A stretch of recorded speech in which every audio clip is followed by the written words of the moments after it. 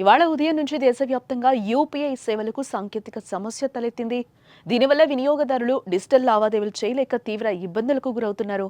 ఊహించని అంతరాయం కారణంగా యూపీఐ పనిచేయకపోవడంతో రోజువారీ వ్యాపారాలు నిర్వహించేవారు, సామాన్య ప్రజలు డిజిటల్ పేమెంట్లు చెయ్యలేక, పొందలేక నానా అగచాట్లు పడ్డారు. ప్రతి ఒక్కరూ ఈ మధ్య యూపీఐ చెల్లింపులపైనే ఆధారపడటం వల్లే ఈ పరిస్థితి నెలకొంది.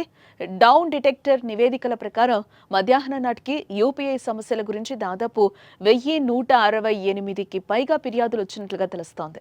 రోజువారీ కార్యకలాపాలను ప్రభావితం చేస్తోందంటూ యూజర్ల నుంచి వెల్లువెత్తుతున్న ఫిర్యాదులపై ఎన్పీసీఐ స్పందించింది. యూపీఐ ప్రస్తుతం అడపాదడప సాంకేతిక సమస్యలను ఎదుర్కొంటోందని, దీనివల్ల యూపీఐ లావాదేవీలు పాక్షికంగా తగ్గుతున్నాయని అంగీకరించింది. సమస్యను పరిష్కరించడానికి తాము కృషి చేస్తున్నామని పేర్కొంది.